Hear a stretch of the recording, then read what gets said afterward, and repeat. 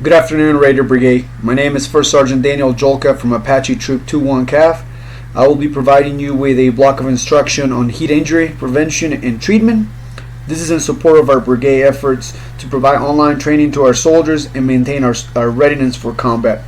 So as the weather starts to change and temperatures rise up, it is imperative that we touch up on the risk of training under hot weather conditions.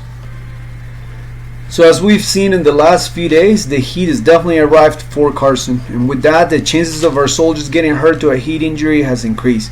Therefore, as leaders, we must plan our training events according to reduce that risk, and at all levels, we need to understand how to identify those common signs of heat injury and how to treat them.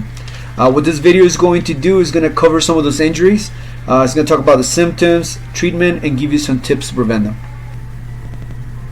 Below are some of the references that I used for this video. For any of you that may be interested in doing a more in-depth research of heat injuries for a presentation to your unit, or if there are any questions that can be answered in the material of this presentation, the references are AR 40-25, Nutrition Standards and Education, AR 40-5, Preventive Medicine, and AR 40-501, Standards of Medical Fitness.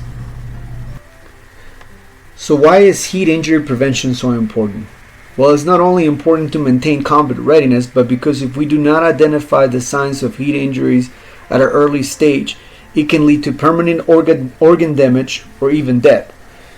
We must be fit to fight, but we need to do it intelligently. Understanding how to train and fight in a hot weather environment will make us a more lethal organization. So we're going to be talking about 4 different heat injuries today, their symptoms and treatment. Heat cramps and heat exhaustion being in the milder end, but understanding they can easily lead to the most severe heat stroke, which can be devastating for the soldier. And then rhabdomyolysis being more muscle related and high intensity activity related without rest.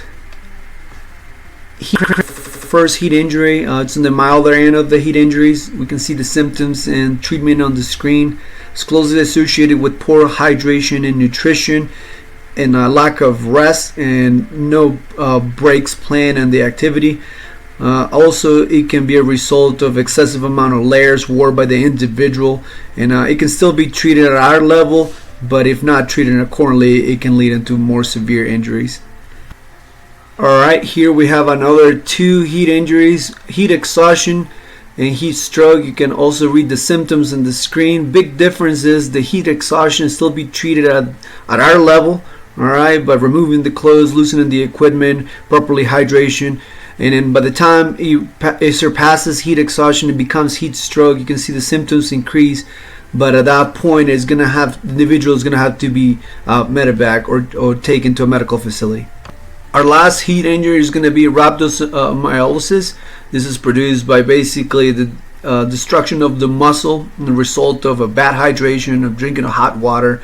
Here you can see all the symptoms, risk factors, and the treatment is basically you have to receive medical attention. But this is a very common injury with people doing intensive activities and not properly hydrating or not properly having no proper nutrition.